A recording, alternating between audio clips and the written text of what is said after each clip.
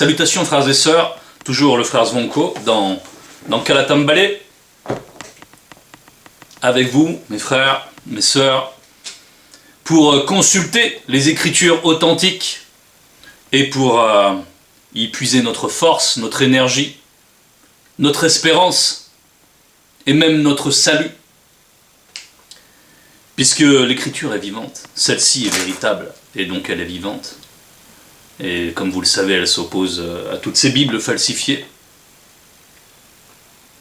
qui n'apportent que la confusion, l'errance, l'égarement, l'iniquité et toutes sortes d'œuvres mauvaises. Bien. Donc Wonja 55, prise de contact et vision du futur. Donc ici, il nous est donné par l'intermédiaire de Wonja, qui était un Mutopedamundi, un prophète, de prendre contact. Prenons contact, mes frères et sœurs, là, dans l'exhortation, dans ce message. Et entrons dans la vision. Dans la vision, il y a ce qui est. On voit les choses comme elles sont, véritablement. Et nous savons que cette vision, selon le verbe est par-delà le temps et l'espace. Donc, ce qui vaut pour le futur dans le visible, en fait, est déjà passé. Bien. On va aller donc dans Wonja 55, et le premier verset, il est dit « Le juste périt physiquement, et nul n'y prend garde, point virgule. Les gens de bien sont enlevés, virgule, et nul ne fait attention que c'est par suite de la malice que le juste est enlevé. » Le juste périt physiquement. Donc ici, il faut déjà voir ce qu'est le juste selon le verbe. Le juste, c'est justement selon le verbe. Selon le verbe. On ne peut pas être juste relativement au grand ordre des choses sans avoir reçu l'initiation qui vient du verbe et sans avoir reçu la manifestation de la grâce. C'est parce que c'est le chemin pour devenir quelqu'un de juste. Sans quoi, il n'y a pas de juste, voilà, il n'y a pas de juste sans la foi en Eyala Loba. Ça, c'est déjà une chose qu'il faut laguer. Donc là, on parle du juste, celui qui a un rapport avec Eyala Loba. Et on parle de la manière dont il quitte le visible. Il périt physiquement. Et on nous dit qu'on n'y prend pas garde. Et ensuite, on nous précise, les gens de bien sont enlevés, et nul ne fait attention que c'est par suite de la malice que le juste est enlevé. Que c'est par suite de la malice que le juste est enlevé. Donc, quand les gens voient quelqu'un qui quitte le visible, et si cette chose-là se manifeste, si le fait de quitter le visible se manifeste, on va dire assez promptement par rapport à la moyenne, si quelqu'un part à l'âge de 40-50 ans, faire « Ah, le pauvre, il n'a pas bien vécu, il n'a pas eu une longue vie, etc. » Mais il voit en cela quelque chose comme un manque. Mais après, tout dépend des circonstances.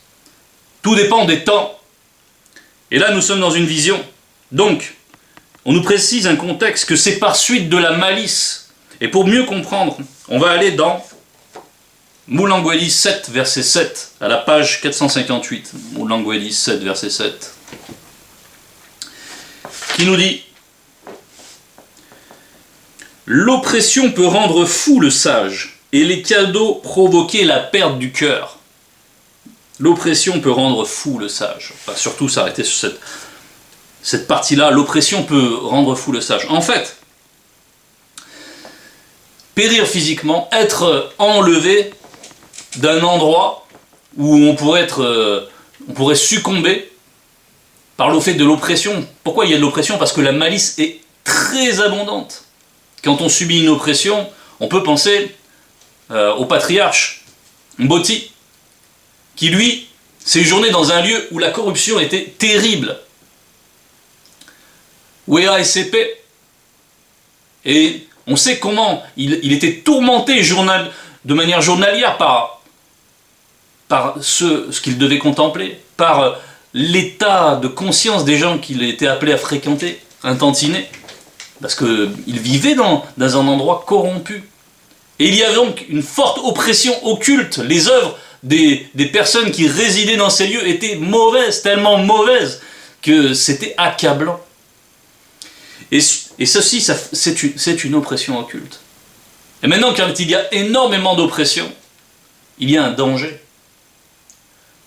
On va prendre un exemple. Concrètement, s'il y a beaucoup d'oppression occulte, si on essaie de rester droit, qu'on fait tout, on déploie nos efforts dans le verbe pour rester dans l'intégrité, dans la droiture, et qu'on est confronté à du grand n'importe quoi, on met le pied dehors, on voit des homosexuels s'embrasser dans les rues, on voit des gens qui se disputent, qui parlent mal, bon, et pour l'époque de Mboti, ça allait bien au-delà encore.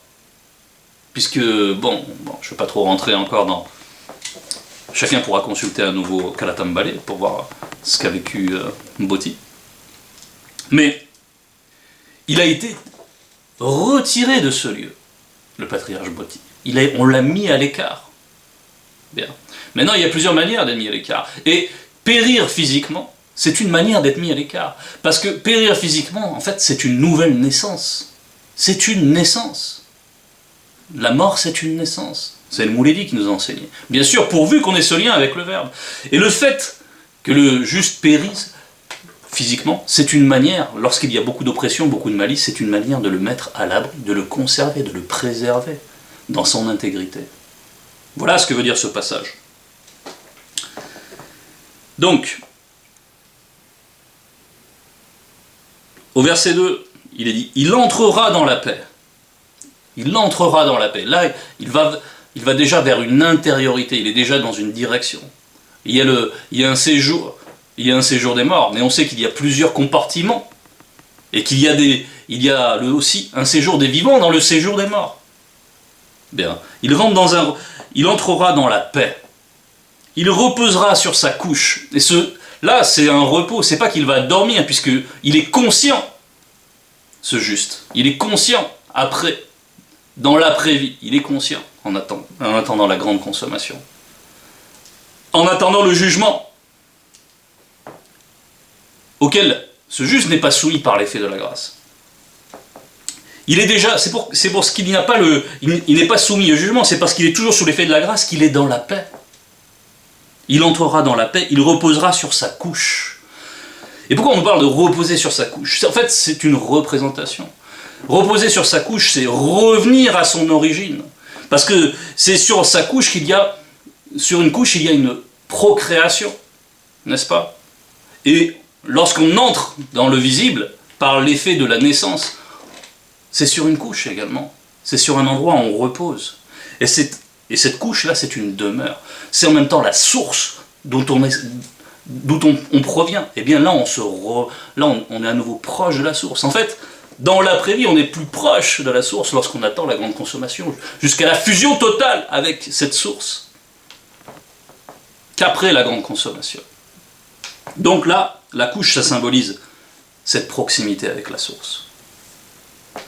Celui connu qui aura suivi le droit chemin. Donc, il entrera dans la paix, il reposera sur sa couche. Celui connu qui aura suivi le droit chemin. Et on verra que la notion de couche est quelque chose qui est beaucoup sollicité dans le sens des origines aussi, dans ce passage. Alors, au verset 3, il nous est dit « Mais vous, virgule ». Donc là, on prend d'autres personnes. « Approchez ici, virgule. Fils de l'enchanteresse, virgule. Race de l'adultère et de la prostituée. Mais vous », donc là, on se tourne vers une autre catégorie d'individus. Et on les fait comparaître. Mais vous, approchez ici, rapprochez-vous, là, de ce feu incandescent que vous ne pourrez pas supporter. Approchez-vous, fils de l'enchanteresse, race de l'adultère et de la prostituée. Donc, où se passe l'adultère? C'est sur une couche également. Et de la prostituée. C'est aussi sur une couche qu'on se livre à la prostitution. Mais on va voir que ça recouvre aussi un aspect spirituel, bien entendu. Pas seulement du point de vue de l'acte charnel. Puisqu'on nous parle aussi de cette ascendance, fils de l'enchanteresse. De l'enchanteresse. Donc là, on nous parle, une enchanteresse, c'est quelqu'un qui produit des enchantements, c'est quelqu'un qui séduit. Et on va approfondir ces notions. Donc verset 4. De qui vous moquez-vous? Point d'interrogation. Contre qui ouvrez-vous une large bouche et tirez-vous la langue? N'êtes-vous pas des enfants de péché, une race de mensonges, aux blancs et sans mêlée? Bon, de qui vous moquez-vous? Parce qu'on ne se moque pas du verbe de Loba. On ne se moque pas du verbe Loba. Eux, ils ont l'impression qu'ils se moquent de la vérité. Puisqu'ils tirent la langue, ils ont l'audace d'ouvrir la bouche contre l'enseignement, contre l'enseignant, contre Zululassan. Ils ont cette audace de proférer des blasphèmes. Contre qui ouvrez-vous une large bouche? De qui vous moquez-vous? On parle de moquerie. Donc il y a une attitude, il y a l'arrogance, il y a l'orgueil. Voilà comment sont animés les ennemis de l'enseignement. N'êtes-vous pas des enfants de péché, une race de mensonges, aux blancs et sans mêlée? Et là, on nous précise à qui on s'adresse là. Aux blancs et aux sans mêlée. Une race de mensonges. Là, puisque ces personnes marchent avec l'arrogance, eh bien le verbe les expose dans leurs origines. Une race de mensonges. Il renvoie au péché, à la chute. Vous venez de la chute. Vous venez du mensonge. Vous êtes le produit du mensonge. Puisque ces personnes-là s'élèvent, le verbe là les humilie et les ramène à ce qu'ils sont, à leur nature profonde. Ils pointent leurs origines. N'êtes-vous pas des enfants de péché, une race de mensonges, aux blancs et sans mêlée? Aux blancs et sans mêlée.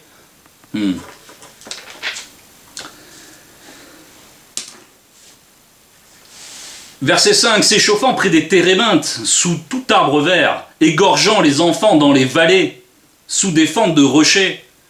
Verset 6, c'est dans les pierres polies des torrents qu'est ton partage. Voilà ton lot. C'est à elle que tu verses des libations, que tu fais des offrandes. Comment le verbe de Loba peut-il approuver cela? Comment?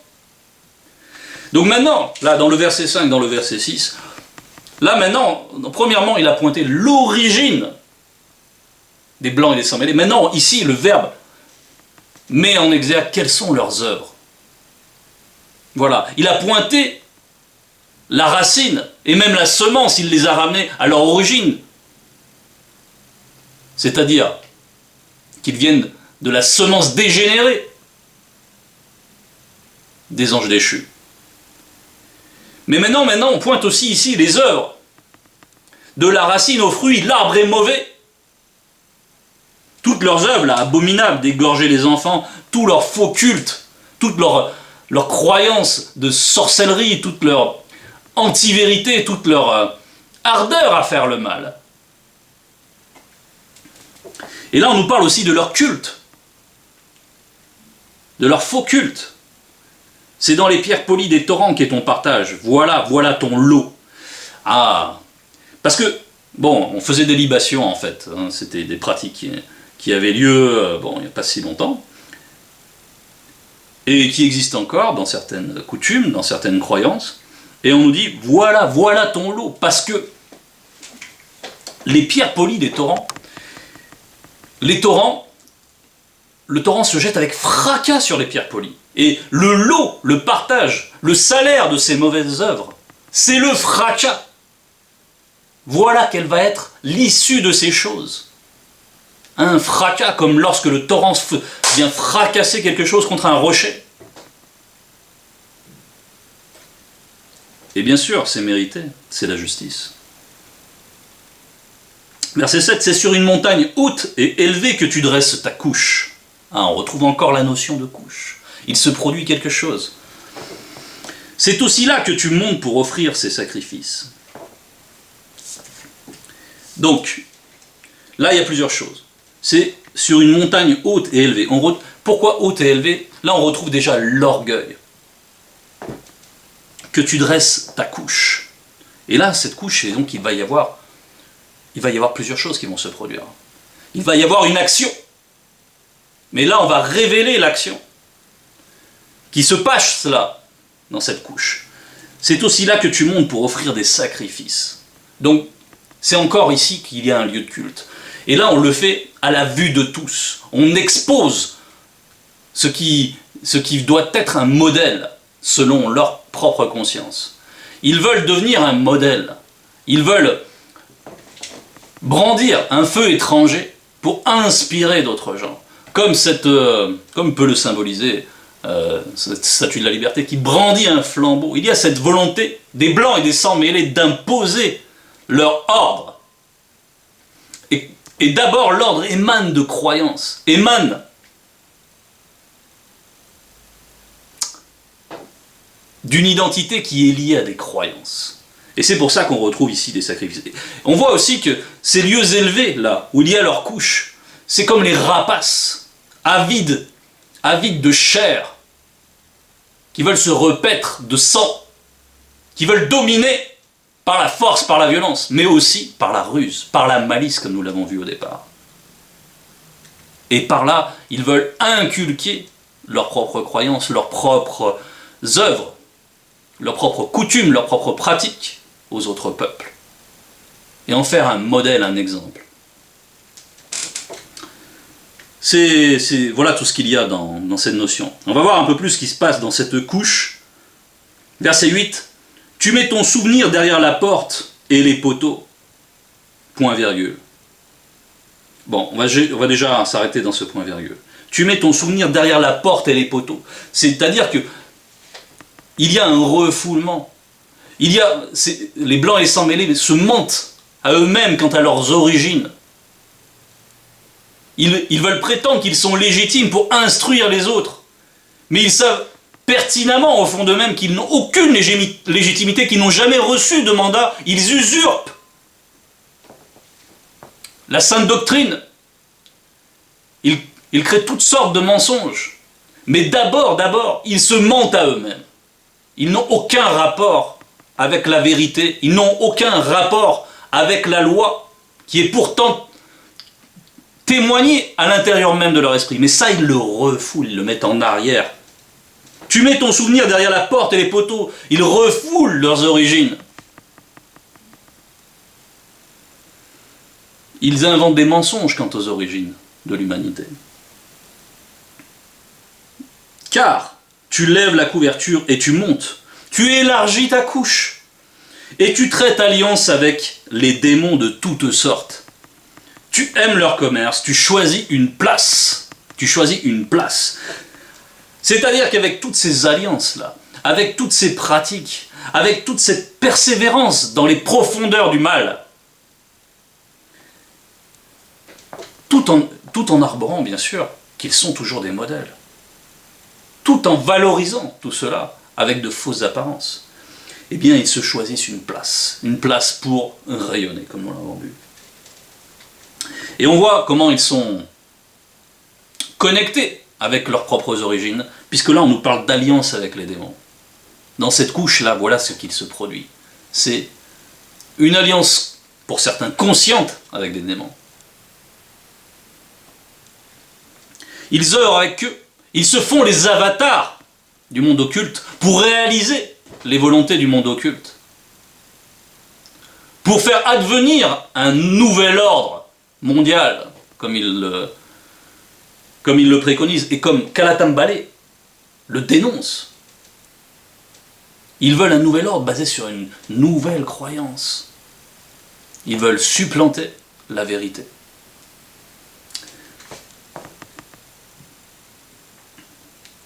Et donc, pour ce faire, au verset 9, tu vas auprès du roi non initié corrompu avec de l'huile. Tu multiplies tes aromates. Tu envoies au loin tes messagers. Virgule, tu t'abaisses jusqu'au Mundi Makweli. Et là, on voit spirituellement. Maintenant, eux, ils prétendent se poser sur des hauteurs. Eux, ils pensent dans leur conscience qu'ils sont posés sur des hauteurs, etc. Mais spirituellement, voilà ce qu'ils font. Ils s'abaissent jusqu'au Mundi Makweli. L'orgueil précède la chute. Tu vas auprès des rois initiés, non. Alors, qu'est-ce qui se passe ici? Tu vas auprès du roi non initié corrompu avec de l'huile, tu multiplies des aromates. Tu envoies au loin tes messagers. Donc, les messagers, ça peut être nombre de choses. Les messagers portent un message, portent une parole, portent une nouvelle croyance. Même s'il n'y a rien de nouveau sous le soleil, bien que ce soit, ça peut prendre plein de formes différentes. Et des choses passées prennent d'autres formes, mais ce sont toujours les mêmes esprits à l'œuvre. Mais bon, ça c'est une parenthèse. Mais là on nous parle d'une forme de corruption. Comment ils arrivent à... Parce qu'on nous parle des rois non initiés corrompus, ils sont corrompus par quoi? Par l'influence des blancs et des sans-mêlés, qui arrivent avec toutes sortes de présents. Mais il y a un stratagème qu'ils utilisent. Un stratagème de prédiction qui leur garantit une emprise forte.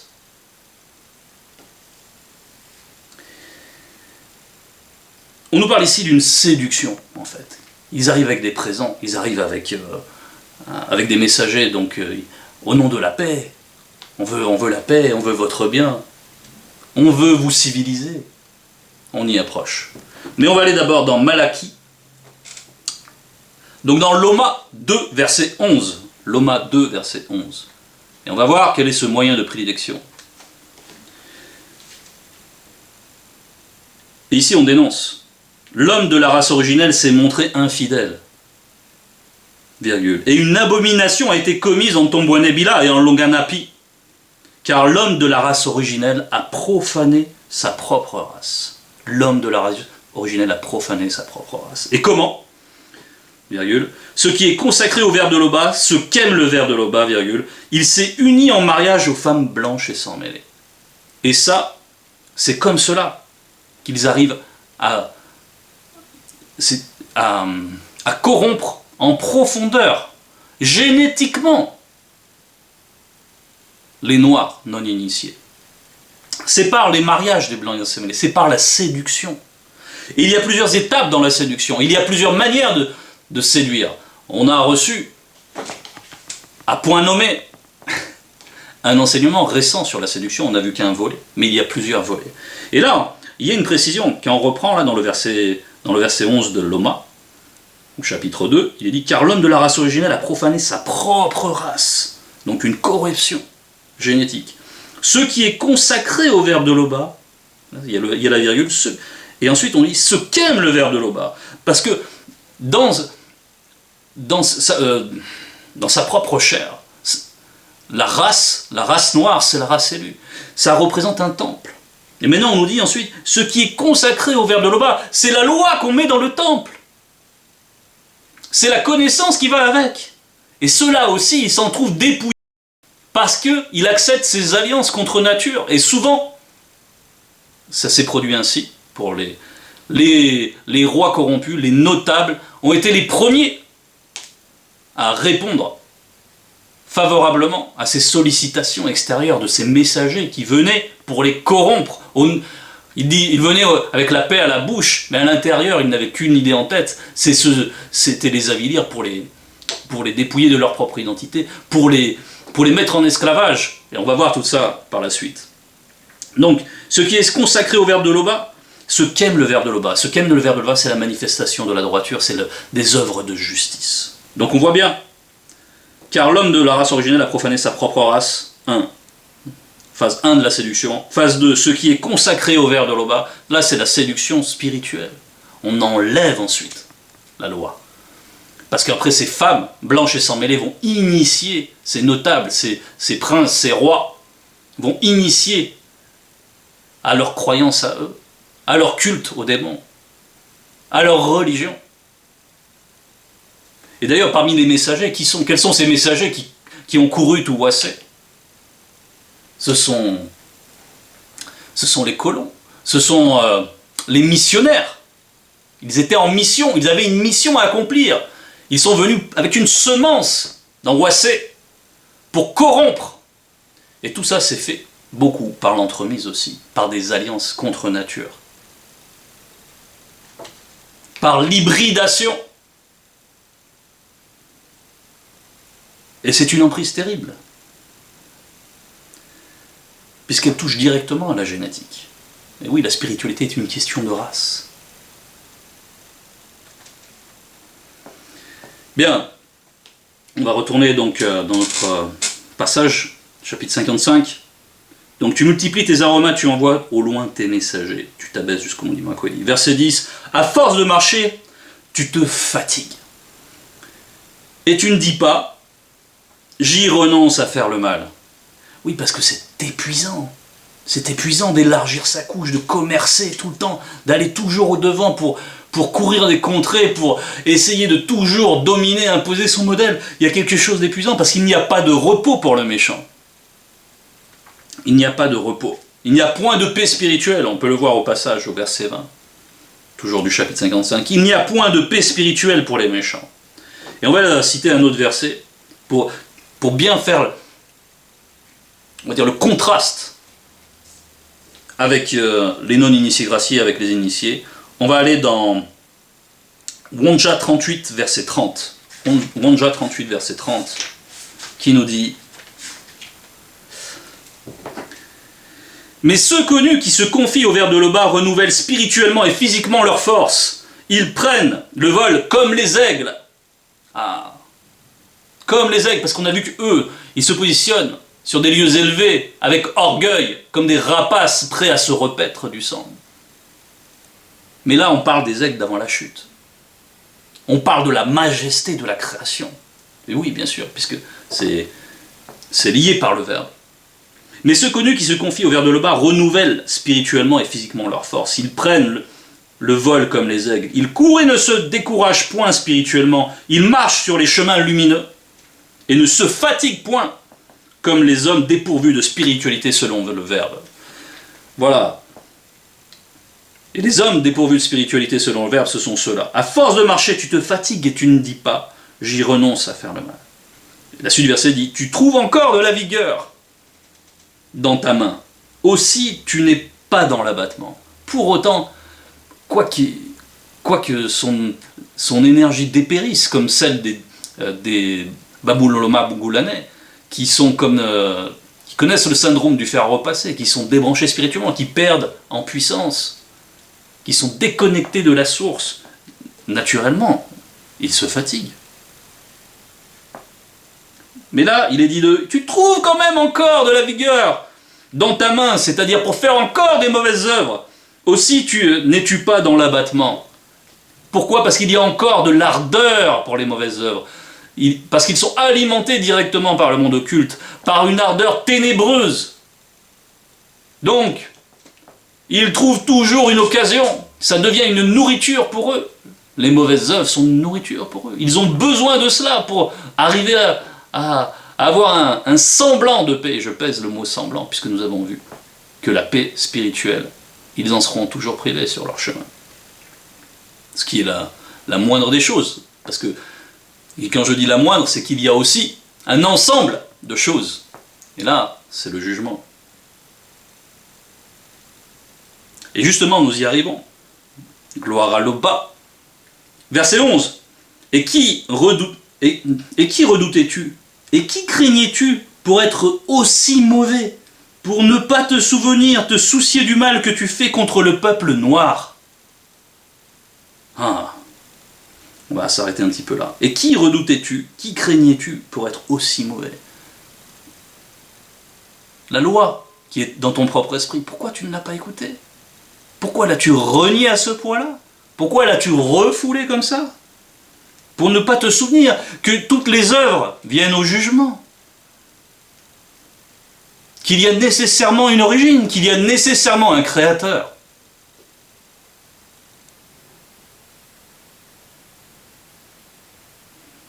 Et donc, il y aura nécessairement un jugement. Et on nous parle pour ne pas te souvenir, te soucier du mal que tu fais contre le peuple noir. Oui, parce que donc nous avons vu que c'est une cible prioritaire pour le monde occulte. Et les blancs et les sans-mêlés ont naturellement une antipathie vis-à-vis du peuple noir. C'est le peuple le plus méprisé par les blancs et les sans-mêlés.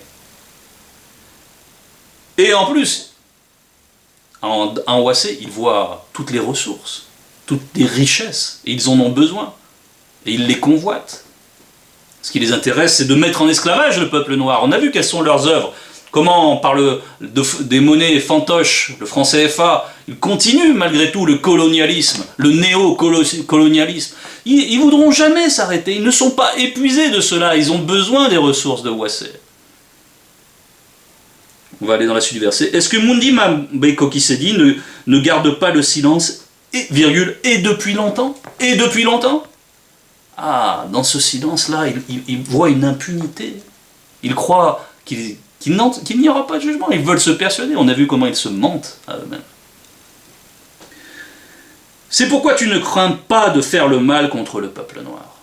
C'est parce que pour l'instant, ils n'ont pas encore moissonné véritablement. Mais nous voyons qu'actuellement les choses changent. C'est pour ça qu'il y a une prise de contact et vision du futur. Nous voyons qu'en ce moment, il y a des basculements. Pour bien des raisons. La première étant que notre Mouledi, Zoulou Lassan, est à l'œuvre. Et ensuite, il y a des répercussions. Il y a des répercussions, je fais référence là à la politique, à la géostratégie. Il y a des basculements. On voit comment ceux qui voulaient civiliser voient leur civilisation dépérir, s'effondrer. Parce qu'ils sont allés trop loin dans le contre-nature, jusqu'à promouvoir des lois qui sont abominables, qui sont inacceptables, et qui appellent un châtiment. Donc on voit que tout ça vacille, on voit que cette hégémonie est en train de basculer. Ça, c'est une parenthèse.